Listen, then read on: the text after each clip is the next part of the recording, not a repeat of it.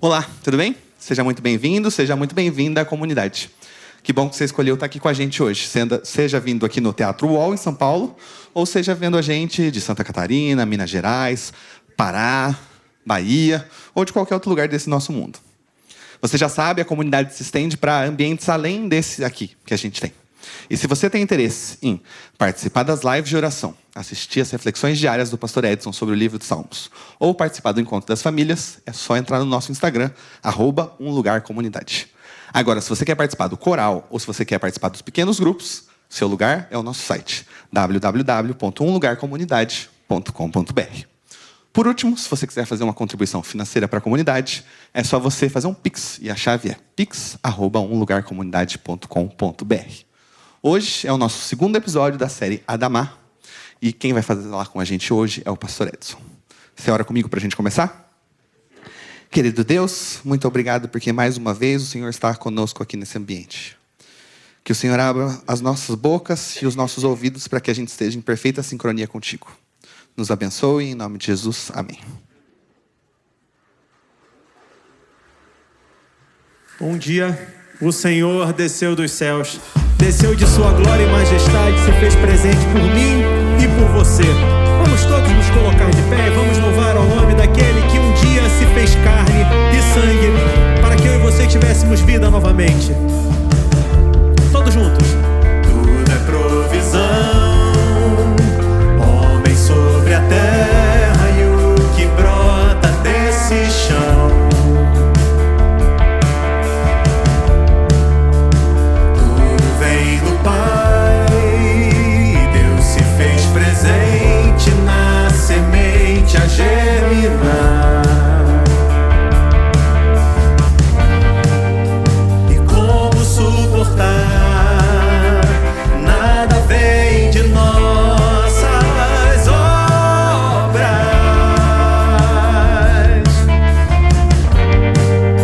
O pão em nossas mãos e o vinho que bebemos, tudo é graça. Junto à mesa todos são iguais, a fome que nos deu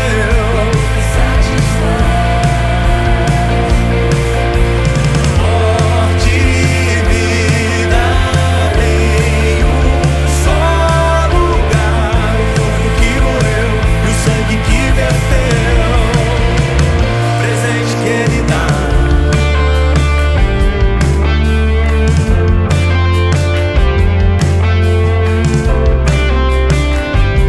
Tudo, absolutamente tudo é uma provisão, é um presente de Deus pra mim e pra você. Vamos lá. Tudo é provisão, homem sobre a terra e o que brota nesse chão.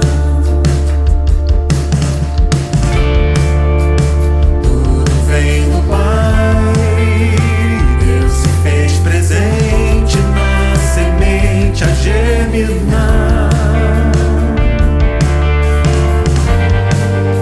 E como suportar? Nada vem de nossas obras.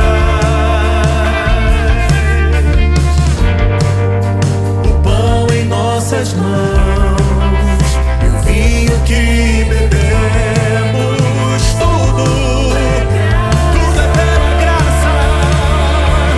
Junto à mesa todos são iguais, a fome que nos deu, o amor que satisfaz.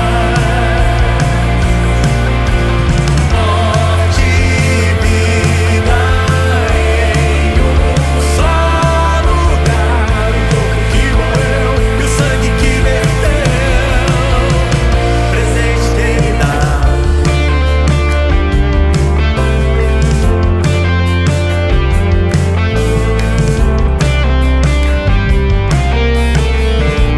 Junto à mesa todos somos absolutamente iguais. Junto à mesa todos são iguais, a fome que nos deu, O amor que satisfaz. em sua morte e em sua vida.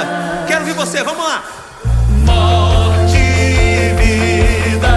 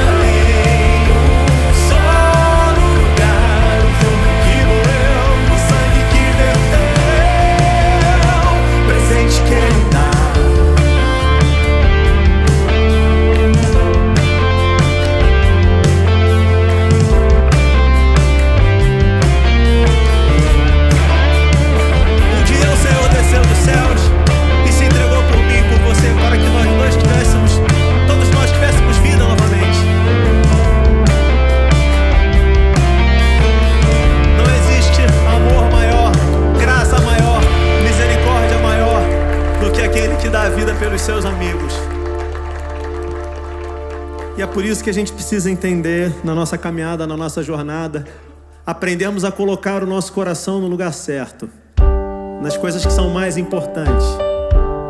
Porque diante daquilo que é insofismável, que é a presença de Deus entre nós, derramando seu sangue, todo o resto se torna uma grande vaidade, fica na periferia das nossas ideias, das nossas elucubrações, porque a coisa mais importante que tem é o essencial.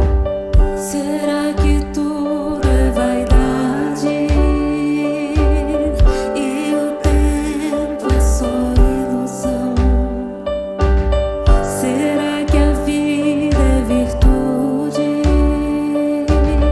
e palavras não são em vão? Estou em busca por respostas, procuro não correr atrás do vento e eu trabalhar debaixo deste sol. Será que tudo ainda faz sentido?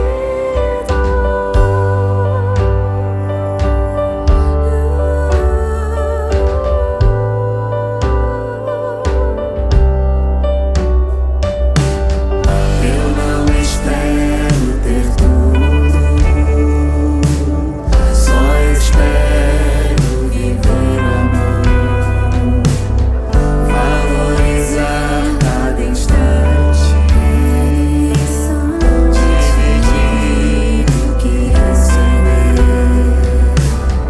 E respirar sem medo de viver e descansar sentindo teu amparo e entregar o que eu não sou capaz e te dizer o quanto eu agradeço.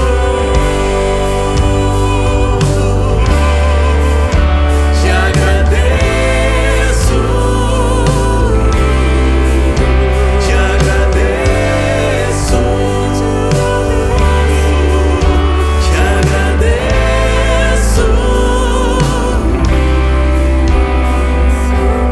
Se eu cair, segura minha mão, a minha mão. Se eu me cansar, segura minha mão. Se eu chorar, segura minha mão. Se eu desistir, segura minha mão. Se eu cair, segura minha mão. Se eu me cansar, segura minha mão. Se eu chorar, segura minha mão. Se eu desistir, segura minha mão. E respirar sem medo de viver e descansar sentindo teu amparo e entregar o que eu não sou capaz e te dizer o quanto eu agradeço. Te agradeço.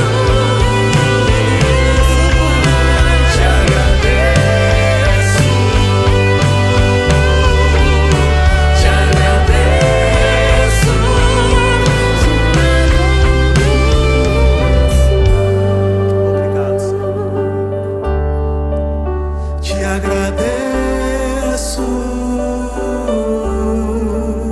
Te agradeço. Te agradeço.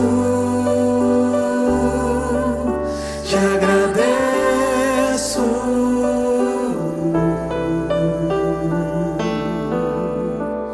Essa igreja, ela existe não para você recomeçar. Essa igreja não é o reencontro daqueles que recomeçam. Essa igreja é o encontro daqueles que começam. Tão importante quanto chegar até aqui, reconhecer as próprias feridas. E reconhecer que um dia você não foi amado e desejado, mas que aqui é. Tão importante quanto isso é você entender que isso aqui é o começo de uma jornada, de uma história. E Deus chamou você para você fazer parte dela. E chamou para te dizer que você é amado, querido, e desejado por Ele, nesse lugar. Você é amado e querido. Se você se sente esquecido, quem sabe deixado para trás, sequestraram tua paz e pode ser que não reconheçam teu jeito de amar, a tua cor, tua origem, teu valor. Mas ouça bem, saiba que tua dor não foge aos olhos de quem te amou primeiro. Ouça bem, teu valor está no que Ele diz a teu. E o que ele diz? Menina dos teus olhos, eu sou aquele filho encontrado na estrada, imagem de tua face. Eu sou aquele a quem o mundo inteiro vê a glória.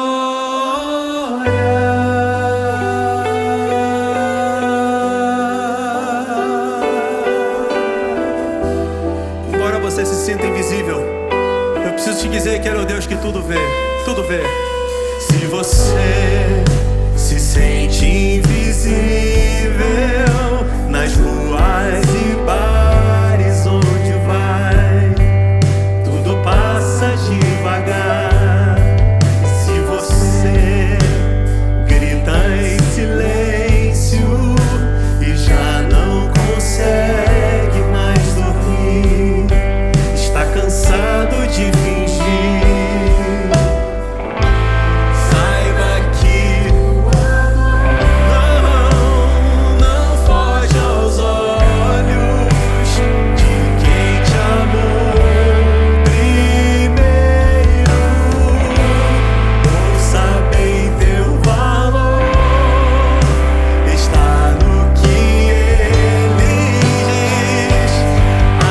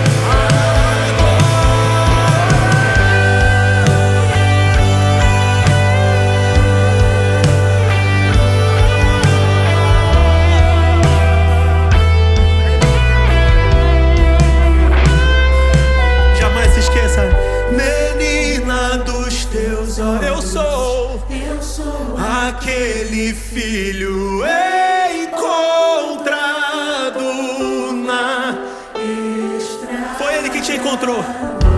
Imagem de tua face. Eu sou aquele a quem o mundo inteiro vê. Imagem de tua face.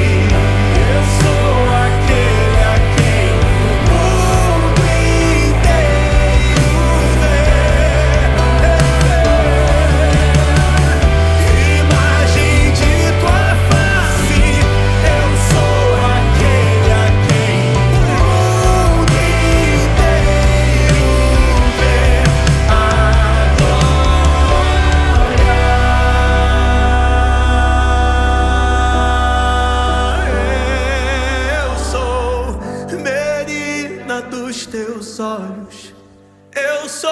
aquele filho encontrado na estrada.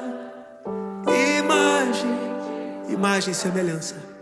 Eu sou aquele a quem o mundo inteiro vê a glória.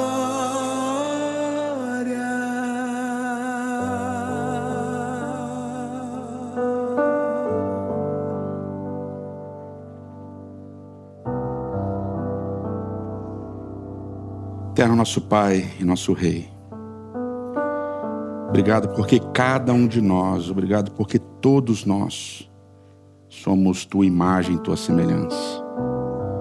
Muito obrigado porque cada um de nós e todos nós carregamos um pouco da tua glória, carregamos um pouco da tua presença. Muito obrigado porque essa presença se faz possível através da ação do teu Espírito. E é por ele que nós pedimos agora. Que esse Espírito entre no nosso coração, na nossa mente.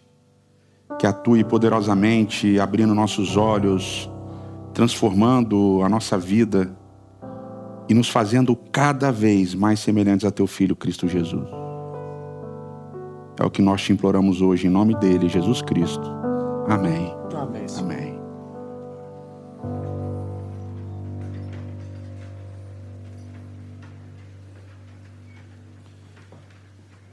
Tudo bem? Bom dia, bom sábado. É um prazer receber vocês aqui no Teatro UOL, no Shopping Pátio Higienópolis. É uma alegria. E é uma alegria receber você na sua casa também. No sábado, no domingo, na segunda, não sei que dia você está vendo. Não sei também onde você está vendo. Mas é uma alegria que você escolha passar esse tempo aqui com a gente. A gente está na série chamada Adamá, falando um pouquinho sobre a maneira como a Bíblia retrata a natureza. A gente está construindo e a gente vai construir durante 6 semanas. Começamos semana passada e vamos durante 6 semanas, então, ao todo, construir uma ideia de teologia da natureza. Obviamente que não extensiva, obviamente que não completa, mas a gente vai tentar colocar alguns tijolinhos importantes numa tentativa de teologia da natureza. E a gente está nessa busca por um novo olhar, uma nova visão sobre a ideia de natureza, de terra na Bíblia. E como disse o pastor Marcelo semana passada, a gente precisa desse novo olhar. A gente precisa que Deus nos conceda essa nova forma de ver a natureza a partir do texto bíblico. E vai ser uma jornada interessante. Hoje a gente vai começar falando sobre o Pentateuco. A gente dividiu da seguinte maneira: semana passada a gente fez uma introdução geral ao tema.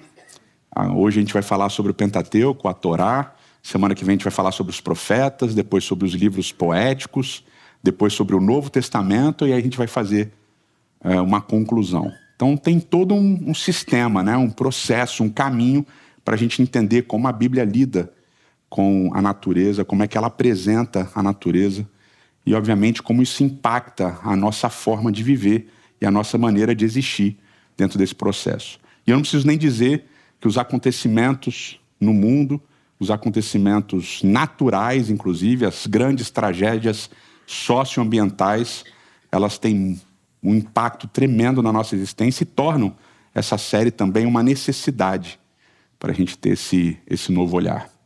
E, obviamente, a gente precisa começar falando de Gênesis, capítulo 1.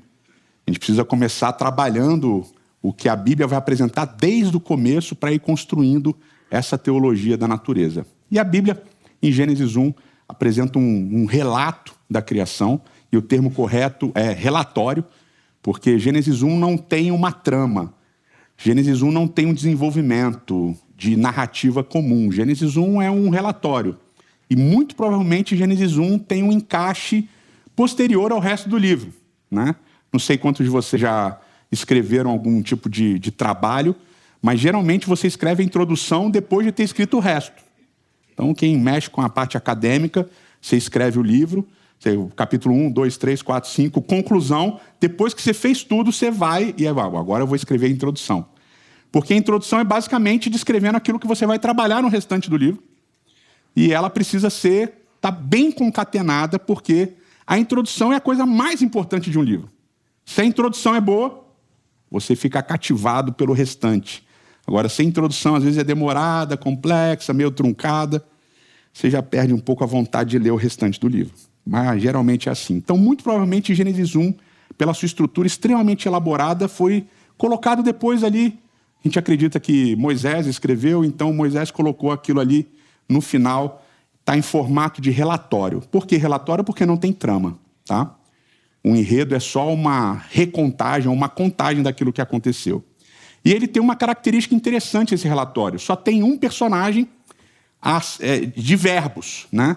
Então a gente sempre fala em narrativa, quando a gente lê um texto, quem é o sujeito do verbo, né? Então você vai ter vários sujeitos de verbo, né? Sujeitos de verbo são aqueles que agem. O sujeito é aquele que age, que pratica uma ação. Em Gênesis 1 você só tem basicamente um sujeito de ação, que é Deus. Só Deus age. Só Deus atua. Só tem verbos relacionados à ação a Deus. Mas existe um outro personagem que passa desapercebido, que também tem uma ação relacionada a ele. Uma ação direta relacionada a ele. E esse personagem é a terra, o solo. Então, quando você abre em Gênesis capítulo 1, e você vai lá para os versos 11 e 12, você tem o seguinte: então disse Deus, cubra-se a terra de vegetação, plantas que deem semente e árvores cujos frutos produzam semente de acordo com a sua espécie. E assim foi. A terra fez brotar a vegetação, plantas que dão semente de acordo com as suas espécies e árvores cujos frutos produzem sementes de acordo com as suas espécies. E viu Deus que ficou bom. Passaram-se a tarde e a manhã, e esse foi o terceiro dia. Então, só existem dois personagens, na verdade, que possuem verbos em Gênesis 1. Um personagem é Deus, o outro personagem é a terra. A terra faz brotar vegetação. A terra faz nascer as árvores. A terra age no processo criativo. E produz. E faz brotar. E aqui alguns detalhes são muito importantes. E são detalhes importantes porque a construção do texto de Gênesis 1 tem algumas peculiaridades, que obviamente a maior parte de nós não sabe. Mas o texto de Gênesis 1 ele é um diálogo constante com várias outras fontes de relatos criativos de outros povos. Então a gente tem vários povos contando histórias sobre a criação. E esses outros relatos são muito diferentes do texto bíblico. Mas tem muitos pontos de contato. Nos outros relatos, obviamente, existem deuses. Vários deuses. E esses deuses, eles participam ativamente do processo criativo. Eu já falei para vocês aqui em outros momentos, como na parte da teologia da comida, que no relato criativo babilônico, por exemplo, Marduk cria um ser selvagem que vai servir comida para ele. E na Bíblia é Deus que serve a comida para o ser humano. Então aqui tem um diálogo entre o Enuma Elish, entre o conto babilônico e o texto bíblico, só que o texto bíblico inverte o processo. Nos outros relatos, o sol e a lua, eles são deuses participantes do processo criativo. Na Bíblia, eles não aparecem como sol e lua, mas eles aparecem como luminares. É como se o autor bíblico ele estivesse tirando um peso do sol e da lua. Ele não nomeia o sol e a lua, ele chama de o luminar maior e o luminar menor. Né? Lembra, é o luzeiro maior que governa o dia e o luzeiro menor que governa a noite. Mas eles têm uma atuação. Deus diz que eles vão governar sobre os dias, sobre as estações, sobre os anos, sobre a passagem do tempo. Ou seja, eles vão atuar de alguma maneira, governando. E o verbo usado para governar aqui é o verbo machal, que aparece no restante da Bíblia para dois grupos. Deus machal, Deus governa, e aparece para os reis, para os líderes. Eles machal, eles também governam. Então, na Bíblia, no Antigo Testamento, você tem Deus que governa, você tem os seres humanos que governam, e você tem os luminares, os luzeiros, o sol e a lua, que também governam. Só que para tirar esse peso de comparação das divindades mesopotâmicas do Sol e da Lua, ao invés de chamar de Sol e Lua, o autor de Gênesis chama de luzeiros. Estão entendendo? Nos relatos mesopotâmicos, a Terra é uma divindade. Ela é consorte de Deus, ou seja, ela é esposa de Deus. E nesses relatos, Deus fecunda a Terra, e realmente tem a ver com uma questão sexual, e a Terra produz. E quando a gente vai para Gênesis 1, o texto está dialogando com esses relatos mesopotâmicos, mas ele muda a perspectiva. A terra não tem caráter divino, e Deus não fecunda a terra, mas Deus diz, terra, produza, e a terra produz. Vocês estão entendendo? Há um diálogo, mas há uma mudança. A terra não tem característica nenhuma de divindade. Ela obedece aquilo que Deus manda. E, obviamente, ele escolhe muito bem as palavras, para colocar palavras que não tenham nenhuma conotação sexual em Gênesis 1, para se distanciar dos relatos mesopotâmicos. Então, eu dialogo, mas eu mostro que eu sou diferente, que a minha perspectiva é diferente dos outros povos, ao mesmo tempo que eu mantenho esse diálogo. Ah, tem sol e lua lá? Tem. Aqui tem os luzeiros. Aqui eles obedecem. Tem terra lá, ela é divina? Tem. Aqui não, aqui a terra não é divina, aqui a terra obedece. Mas a terra não é somente, em Gênesis 1, um recurso, um objeto inanimado. Ela recebe uma ordem e ela executa a ordem. E aí você pensa, os luzeiros vão executar uma ordem de governar. A terra executa uma ordem de produzir. E os outros seres também. Os seres que voejam e os seres que nadam também vão executar uma ordem. Qual é a ordem? Crescer, multiplicar e encher a terra. Os animais que vão viver sobre a terra e o ser humano também vão executar uma ordem. Crescer, multiplicar e encher a terra. Então, ao longo do relato de Gênesis 1, os seres criados, eles vão obedecer ordens. E eles vão executar essas ordens que Deus determina. Portanto, a terra é um ser, os luminares se comportam como seres, e os animais também se comportam como seres que executam ordens, assim como o ser humano. Portanto, ao mesmo tempo que a terra não é divina, ela não é apenas um recurso.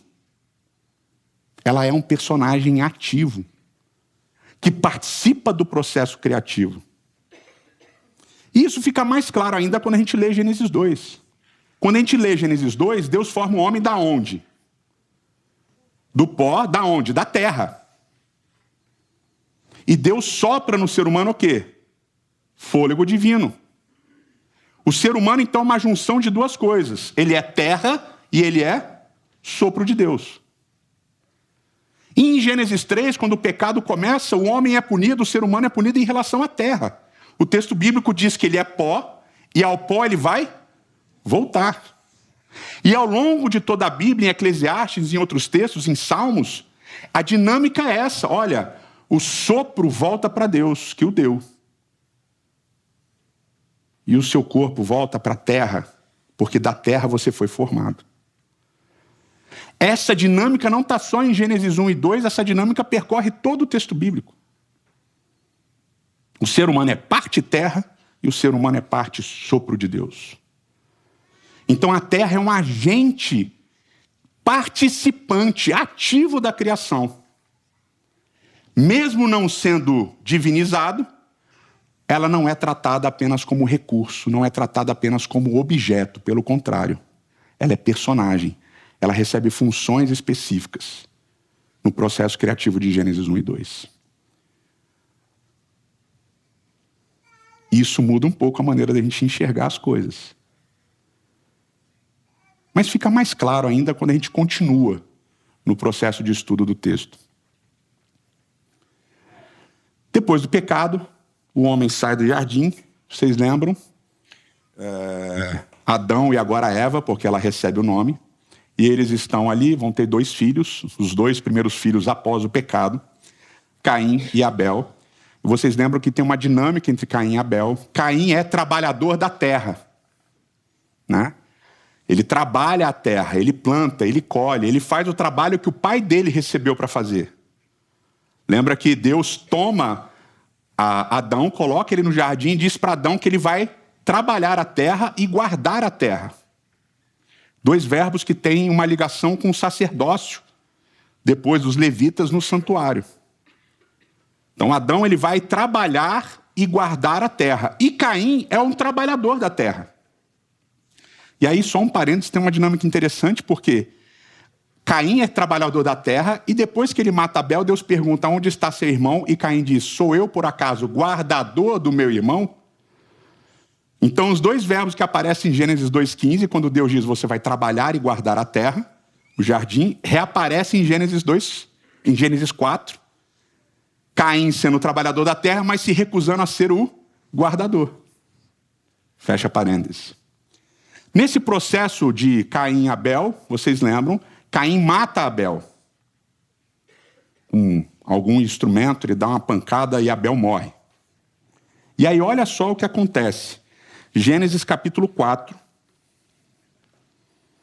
Gênesis capítulo 4, verso 10 em diante. Diz assim, ó. Disse o Senhor: o que foi que você fez?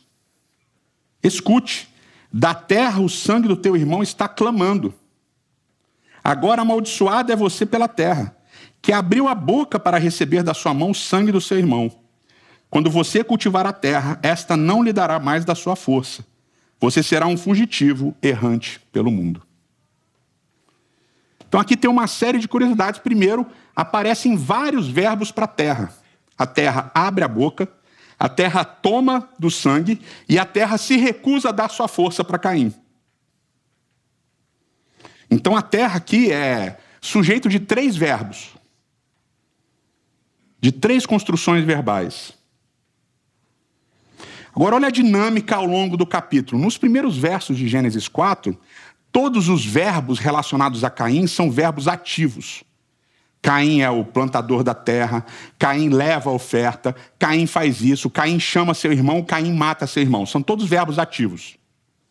A partir do momento que Deus começa a falar com ele, os verbos relacionados a Caim não são mais ativos, são passivos. Caim deixa de ser agente e sujeito da própria vida, das escolhas, e agora quem vai ser o sujeito é agente da vida de Caim. A terra. A terra assume o papel preponderante na vida de Caim. Caim, você vai plantar, a terra não vai dar sua força. Ela não vai responder a você mais. Acabou. E aqui talvez a coisa mais importante do texto. A ideia da terra tomar o sangue. Porque tem uma teologia muito forte acontecendo com esse verbo tomar, que é o verbo lacar. Nesses primeiros 4 capítulos de Gênesis.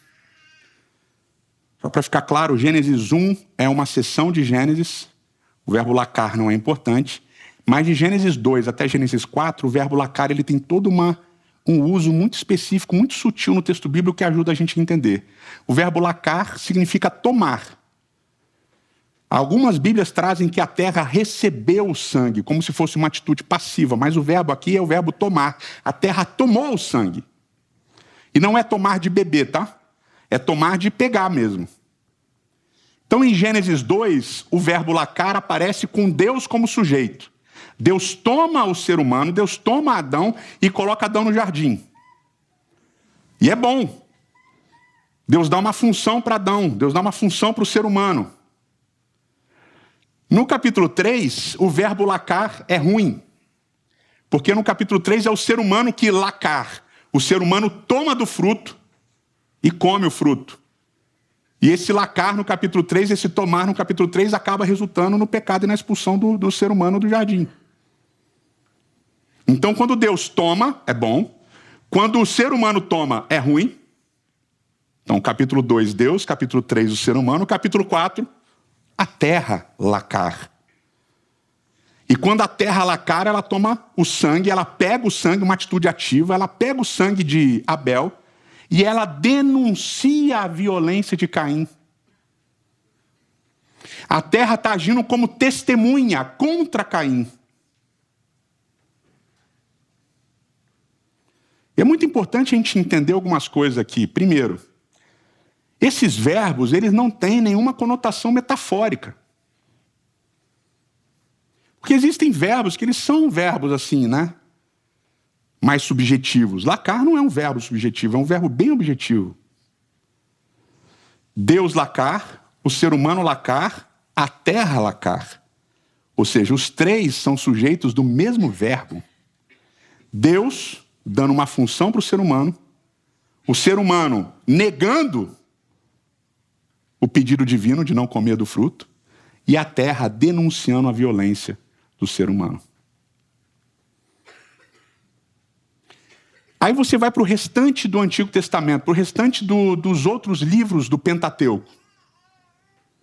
Em Êxodo capítulo 15, no poema que Moisés constrói para celebrar a vitória sobre o faraó, logo depois deles atravessarem o Mar Vermelho, diz o texto lá, o poema de Moisés, que a terra foi aberta para engolir, que a terra abriu a sua boca e engoliu o faraó e o seu exército.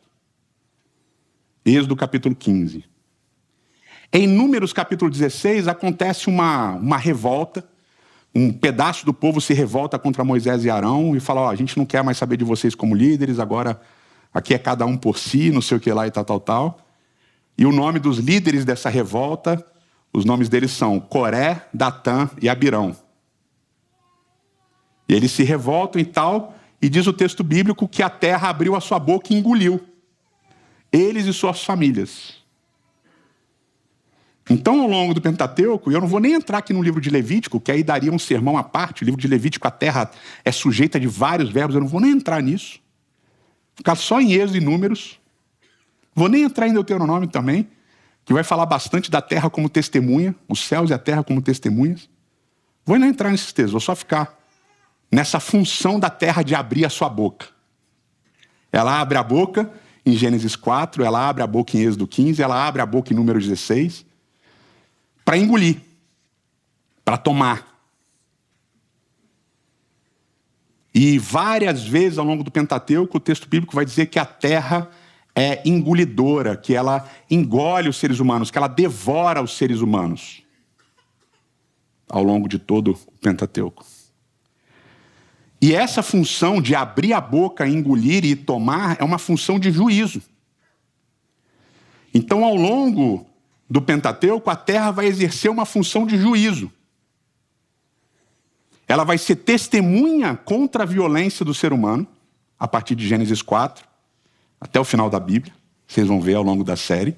Ela é testemunha da violência do ser humano, ela é testemunha das ações vis do ser humano. E em outro momento ela é instrumento de Deus para trazer juízo. Então ela é amaldiçoada em Gênesis 3, por causa do ser humano. Ela não vai dar a sua força em Gênesis 4. Nas bênçãos e maldições de Levítico e depois de Deuteronômio. Quando o povo de Israel pecar, ela vai se fechar, a terra se fecha, ela não vai dar o fruto, ela não vai dar colheita. Ou seja, ela testemunha, ela fala contra as ações do ser humano. Ela denuncia a violência do ser humano. E ela serve de instrumento de juízo de Deus contra o ser humano. E também de juízo para bênção. Porque quando o povo estiver com Deus e tal, a terra vai dar fruto, a terra vai ser uma terra que mana leite e mel. E o verbo aqui é jorrar, a terra jorra leite e mel.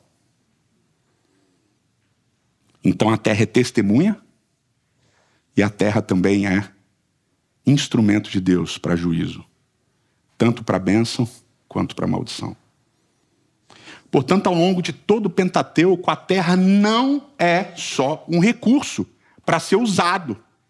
A terra não é só um objeto. A terra é um ser. A terra é uma pessoa, é um personagem que faz coisas, que age. E eu vou repetir. Em momento algum a terra é divinizada. Ela não é um ser divino. Mas, meus queridos, entre ser um ser divino e ser um objeto, tem um caminho longo. E a terra não está lá, mas também não está aqui. Ela está no meio. Pasmem, como nós. Nós não somos seres divinizados, nem somos objetos. Nós somos sujeitos. Temos a imagem e semelhança de Deus, mas não somos deuses. Mas somos sujeitos das ações de Deus. Somos sujeitos das nossas ações. E a terra é igualzinha. Ela é sujeita das ações de Deus porque ela obedece, mas ela também é muitas vezes sujeita das próprias ações, porque ela denuncia o ser humano.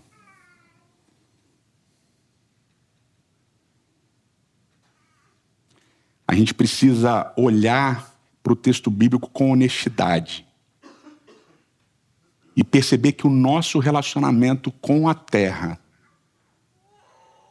tem sido um relacionamento de objeto. A gente trata a terra como objeto. E a nossa violência muitas vezes é denunciada pela terra e tem sido denunciada pela terra. E a terra também muitas vezes tem sido usada como instrumento de juízo de Deus, por causa da nossa violência uns com os outros. Eu quero apontar para vocês um último momento, uma última construção importante, que vai aparecer lá em Gênesis capítulo 47. E aqui em Gênesis capítulo 47, você tem toda uma dinâmica acontecendo, tem fome na terra, a terra está desertificada. E as pessoas estão afluindo para o Egito. Você lembra que tem todo um processo ali de José se transformar no governador do Egito, justamente porque ele interpreta o sonho do faraó, o sonho que Deus deu ao faraó, sobre os anos de fartura e os anos de seca, né? Vocês lembram mais ou menos disso? Depois vocês podem ler lá no texto. Em determinado momento, olha o que aconteceu. O ano passou e no ano seguinte voltaram a José dizendo, aqui a família voltando. A família de José voltando a José para pegar comida, porque eles estão sem comida. A terra, né? A terra não está dando um produto, não está dando os frutos, as sementes e assim por diante. E eles voltaram para José e disseram assim, não temos como esconder de ti, meu senhor, que uma vez que a nossa prata acabou e os nossos rebanhos lhe pertencem, nada mais nos resta para oferecer a não ser nossos próprios corpos e as nossas terras. Não deixes que morramos e que as nossas terras morram diante dos teus olhos. Compra-nos e compra as nossas terras em troca de trigo, e a nós com nossas terras seremos escravos de Faraó. Dá-nos sementes para que sobrevivamos e não morramos de fome, e a terra não fique, por fim, desolada. Os mesmos verbos que eles usam para falar deles, eles usam para falar da terra. Nós não queremos morrer e não queremos que a nossa terra morra. Portanto, nós vamos ser escravos e a terra vai ser escrava. Para que nós não sejamos desolados, mortos, e a terra não fique desolada, morta. O que acontece com o ser humano, acontece com a terra. O que o ser humano sofre, a terra sofre.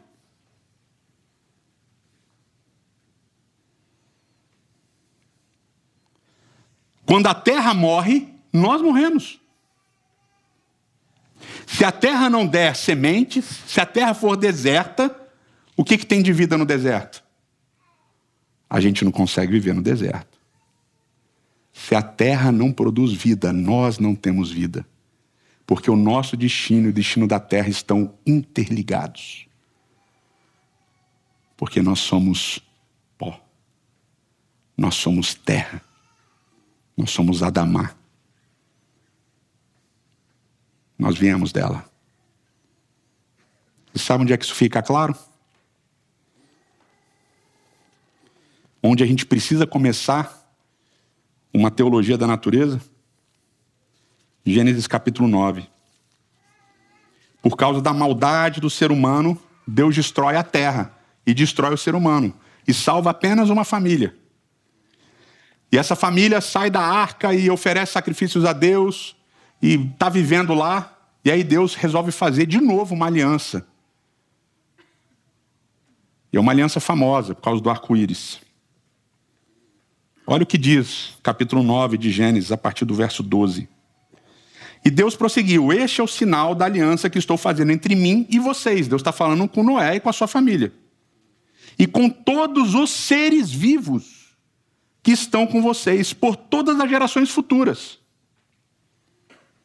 O meu arco que coloquei nas nuvens. Esse é o sinal da minha aliança com vocês. Com vocês, família de Noé, e com todos os seres vivos que estão com vocês. Mas aí fica mais específico, para a gente não ter dúvida. Será o sinal, ainda no verso 13, será o sinal da minha aliança com a terra. Então o arco-íris, o que é colocado no céu como o sinal da aliança de Deus com Noé e com os descendentes, é também o sinal da aliança de Deus com a terra. Então Deus faz uma aliança com Noé, sua família e com todos os seres vivos, e Deus faz uma aliança também com a terra. E continua: quando eu trouxer nuvens sobre a terra e nelas aparecerão arco-íris, então me lembrarei da minha aliança com vocês e com os seres vivos de todas as espécies. Nunca mais as águas se tornarão um dilúvio para destruir toda forma de vida. Toda vez, verso 16, que o arco-íris estiver nas nuvens, olharei para ele e me lembrarei da aliança eterna entre Deus e todos os seres vivos de todas as espécies que vivem na terra. Esse é o sinal da minha aliança. Aqui é Deus que liga a aliança que ele faz com o ser humano com a terra. O destino do ser humano é o destino da terra, porque os dois estão interligados. Na linguagem bíblica, na linguagem do Pentateuco, de Gênesis, terra e ser humano, terra e seres vivos estão interconectados. Não dá para dividir. Não dá para separar. Precisamos desse olhar urgentemente para entendermos que aquilo que nós fazemos na terra, a gente está fazendo a gente mesmo. E se nós estamos destruindo a terra, nós estamos destruindo a nós mesmos. Mas se nós cuidarmos da terra, estaremos cuidando de nós mesmos também. Eterno nosso Pai e nosso Rei, Senhor, é muitas vezes muito difícil a gente abandonar anos e anos e anos de uma visão específica sobre a natureza, sobre a terra. Mas, Senhor, a gente precisa estudar cada vez mais a Tua palavra, e os acontecimentos ao nosso redor deixam muito claro que é necessário um novo olhar, um novo estudo, uma nova maneira de enxergar as coisas. Por favor, nos ajude a entender de uma vez por todas que o nosso futuro, que a nossa existência está diretamente conectada à existência da terra. A gente te pede isso em nome de Cristo Jesus. Amém.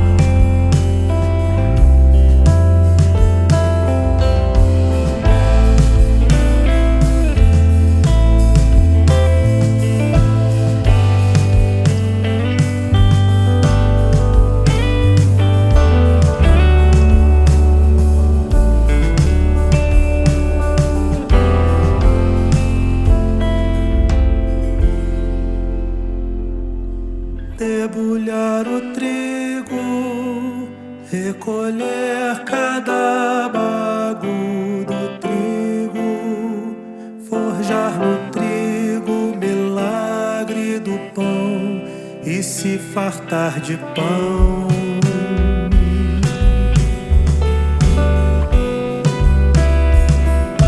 Descer para a cana, recolher a garapa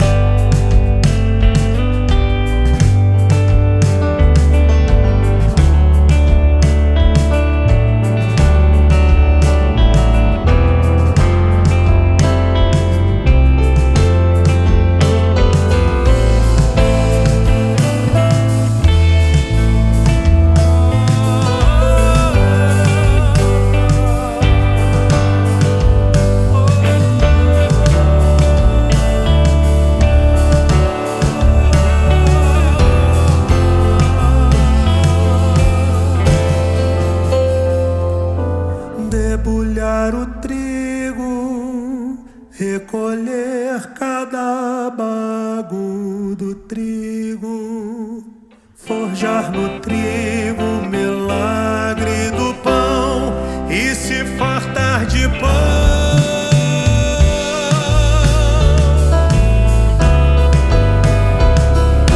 Descer para a cana, recolher a garapa da cana, roubar da cana a doçura do mel, se lambuzar de mel.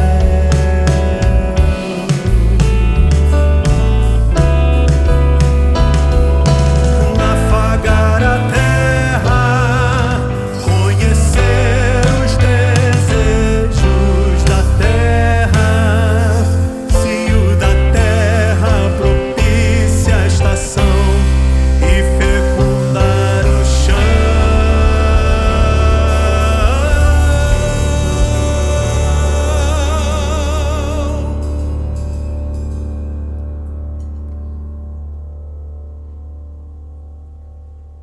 Que o Senhor te abençoe e te guarde. Que o Senhor faça brilhar o seu rosto sobre ti e tenha misericórdia de ti. Que o Senhor sobre ti levante seu rosto e te dê a paz. Um abraço, obrigado pela presença e até semana que vem. Valeu!